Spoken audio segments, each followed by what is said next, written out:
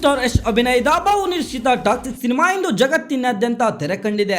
ಬರೋಬ್ಬರಿ 4.5 ವರ್ಷಗಳ ಬಳಿಕ ಯಶ್ ಮತ್ತೆ ಬೆಳ್ಳಿ ತೆರೆಯಲ್ಲಿ ಕಾಣಿಸಿಕೊಂಡಿದ್ದು ಅಭಿಮಾನಿಗಳ ಸಂಭ್ರಮ ಮುಗಿಲು ಮುಟ್ಟಿದೆ.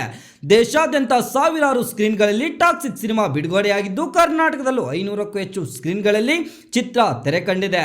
ಬಹುಕೋಟಿ ವೆಚ್ಚದಲ್ಲಿ ನಿರ್ಮಾಣವಾಗಿರುವ ಸಿನಿಮಾದ ಮೊದಲ ಶೋ ವೀಕ್ಷಿಸಲು ಅಭಿಮಾನಿಗಳು ಮುಂಜಾನೆಯಿಂದಲೇ ಥಿಯೇಟರ್ಗಳತ್ತ ಆಗಮಿಸಿದ್ದಾರೆ. ಫಿಲಿಮ್ ಎಲ್ಲ ಆಕ್ಟಿಂಗ್ ಎಲ್ಲ ಚೆನ್ನಾಗಿ ಮಾಡಿದ್ದಾರೆ ಅವರು. ಆದರೆ ಸ್ಟೋರಿನೇ ಏನಿಲ್ಲ ಅದರಲ್ಲಿ ಮೂವಿಯಲ್ಲಿ.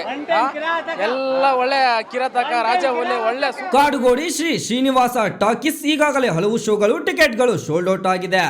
ಪರದೆಯ ಮೇಲೆ ರಾಕಿಂಗ್ ಸ್ಟಾರ್ ಯಶ್ ಎಂಟ್ರಿ ಕೊಡುತ್ತಿದ್ದಂತೆ ಅಭಿಮಾನಿಗಳಿಂದ ಜೈಕಾರ ಶೀಳೆ ಚಪ್ಪಾಳೆ ಮೊಳಗಿದೆ. 4.5 ವರ್ಷಗಳ ಬಳಿಕ ಯಶ್ ಅವರ ಕಮ್ಬ್ಯಾಕ್ ಸಿನಿಮಾ ಆಗಿರುವ ಟಾಕ್ಸಿಕ್ಸ್ ಬಗ್ಗೆ ಸಿನಿಪ್ರಿಯರಲ್ಲಿ ಭಾರಿ ಕುತೂಹಲ ಮೂಡಿಸಿದೆ. ಸಿನಿಮಾ ಹೇಗೆ ಮೂಡಿ ಬಂದಿದೆ ಎಂಬುದನ್ನು ತಿಳಿಯಲು ಅಭಿಮಾನಿಗಳು ಹಾಗೂ ಸಿನಿಪ್ರಿಯರು ಕಾತರದಿಂದ ಕಾಯುತ್ತಿದ್ದಾರೆ.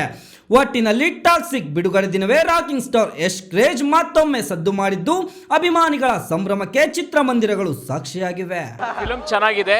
ಯಶ್ ತರ ನೋಡಿ ಆಯ್ತಾ. ಹಳೆ ಫಿಲ್ಮ್ನ ರೆಫರೆನ್ಸ್ ಇಟ್ಕೊಂಡು ಬರಬೇಡಿ ಆಯ್ತಾ. ಟಾಕ್ಸಿಕ್ ಸಿನಿಮಾ ಟಾಕ್ಸಿಕ್ ಆಗಿದೆ, ಆ ಥರನೇ ನೋಡಿ.